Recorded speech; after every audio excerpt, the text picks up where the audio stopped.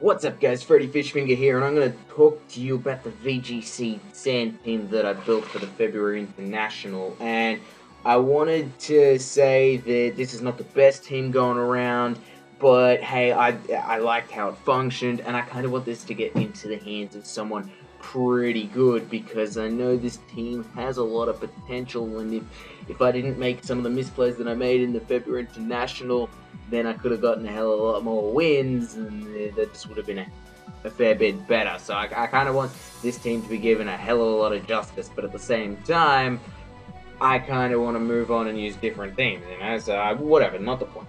Point is that you guys can see the EV spreads up on the screen. I'm just going to be talking about how I actually built through the team for those of you guys that are interested in knowing that. So, let me start off by saying I built the team around Mega Steelix. I know, right? Surprise, you build the team around your Mega, but I built the team around Mega Steelix, and I didn't really want to use Trick Room. I wanted to abuse Sand Force, so I'm like, yeah, let's try, bringing a T-Tara Hippowdon, or at least bring up Sandstorm with a couple Pokemon. And you get to see the team as you go through. Steelix was going to abuse its two stabs, being Earthquake and Iron Head, which meant that I need to have Pokemon which could avoid Earthquake, and Iron Head doesn't really matter. It's just single target and it just hits straight on. But Earthquake definitely did matter, so some of the team was built around that. Now, the EV spread that I've built for Steelix worked very efficiently. Mega Steelix it didn't have a problem with this particular spread.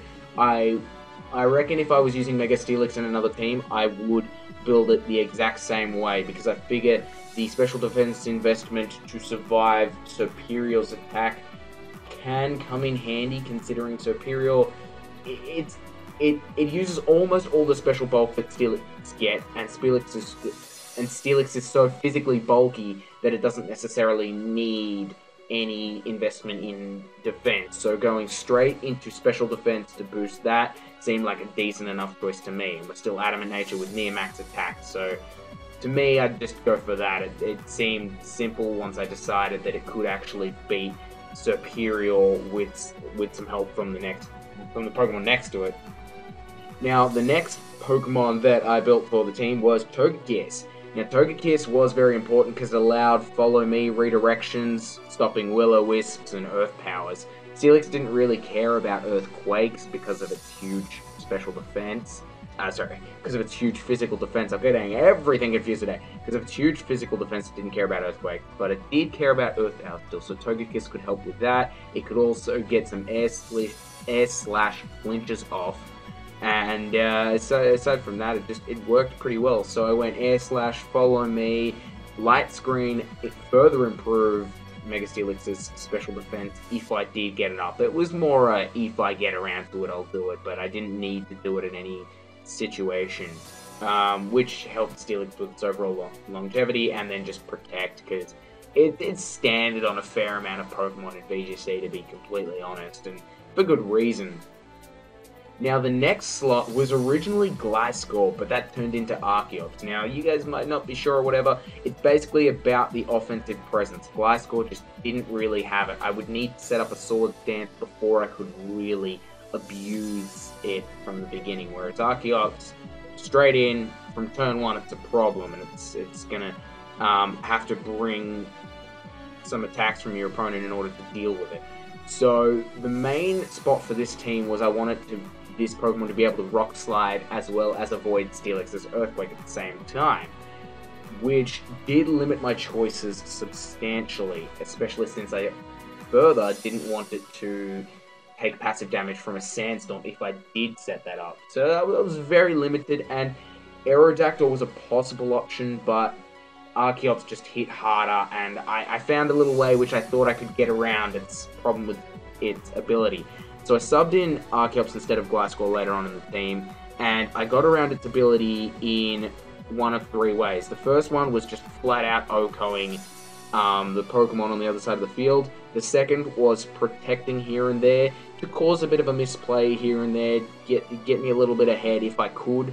And the third one was that if Archeops did fall below half health, I might be able to abuse Endeavor, thereby creating a couple more problems with my opponent's, bulkier Pokemon, and just being really annoying once it's no longer a threat. In the future, I probably wouldn't be going for something like this, though.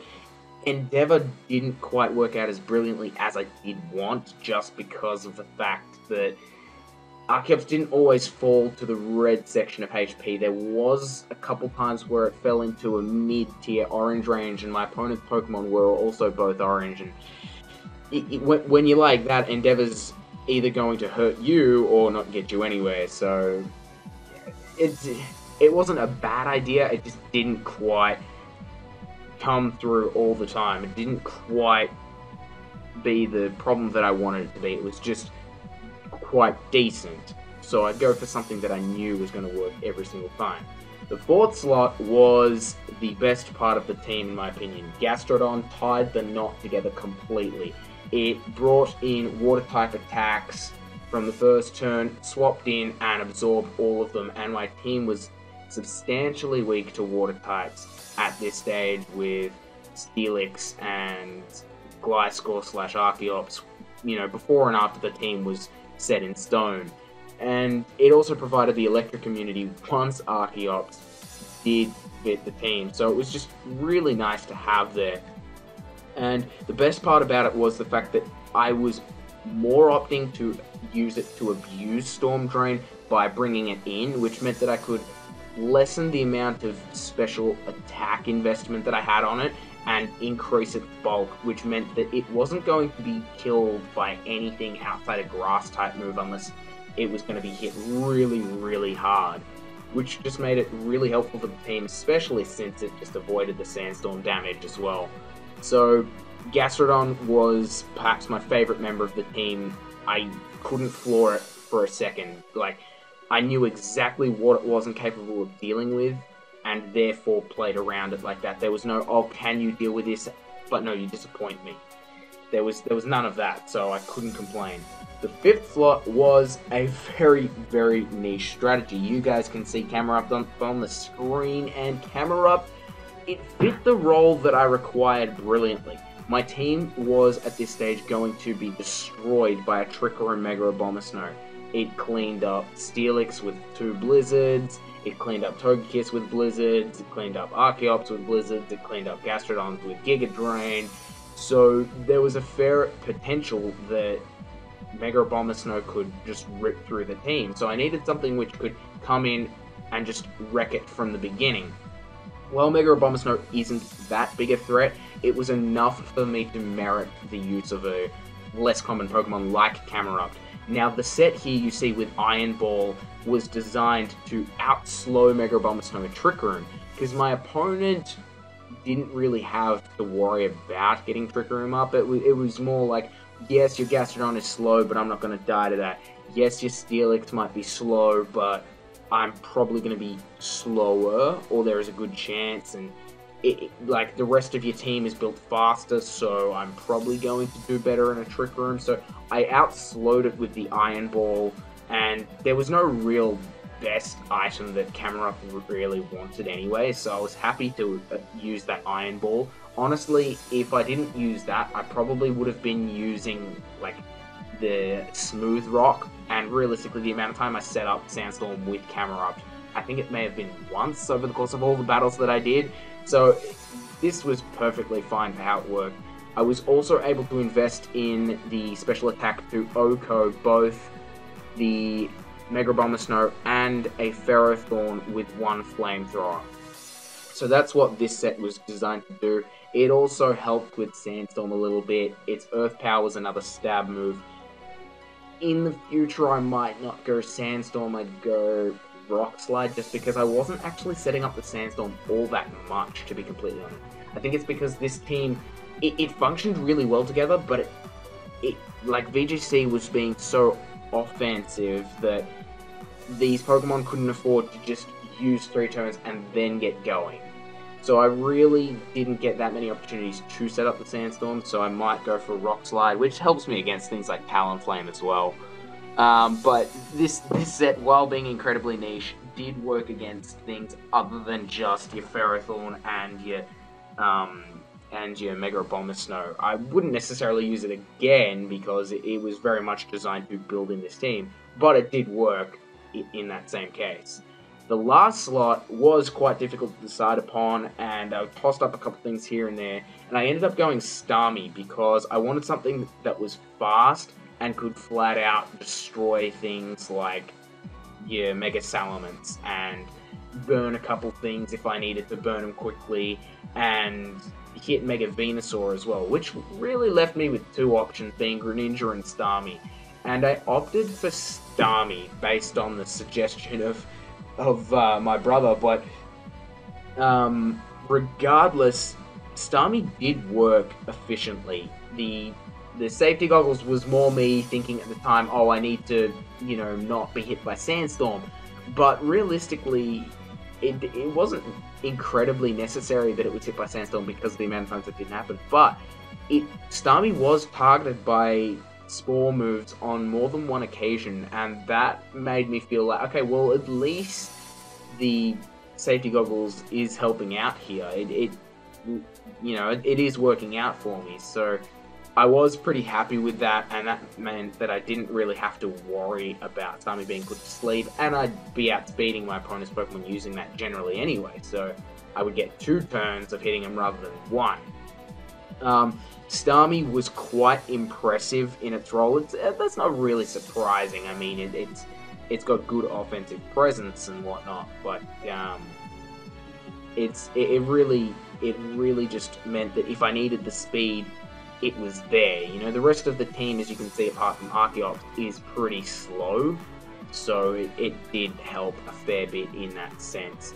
Greninja, Starmie, hindsight, Greninja may have helped, but I don't think there was one single game where I lost because I had Starmie and not Greninja. So that kind of helped as well. Another thing which could be situational is if I did need to use an extra sensory against Mega Venusaur, my opponent's Pokemon next to the Mega Venusaur could predict that and go for a Dark-type move or a Bug-type move on Greninja or something like that. I don't know. I guess it wouldn't really matter because Starmie would be Psychic-type anyway. Greninja would become a Psychic-type. I don't know. It's me thinking for why I would want to use Starmie or Greninja. Really, it's not that big a deal. It was like, okay, can't really decide what's the better option here. I mean, Greninja's a little bit faster, but Starmie might be able to take that 1 extra hit or something. I don't know. Probably Greninja's the better option if you wanted to change up the team.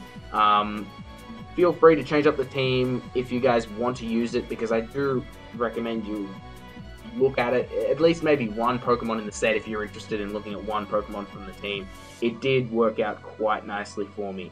Other than that, I just got to say, you know, I know I just said it, but use the team.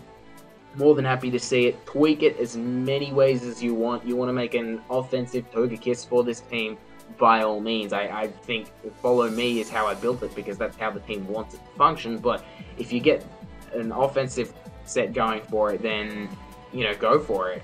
There's no reason that may not work, you know, if you use the team correctly.